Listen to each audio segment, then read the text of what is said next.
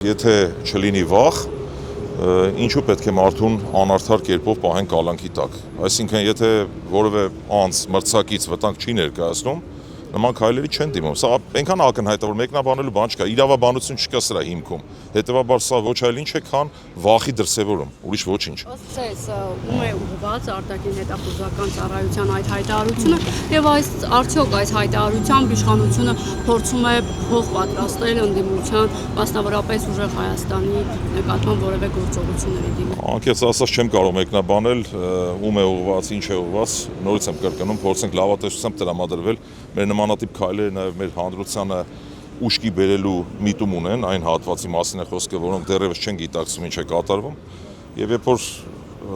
հանրության լայն շերտեր կիսեն մեր կարծիքը, ավելի ընդգրկուն դառնա այս process-ը, այսինքն բանական մարդկանց քանակը ավելանա,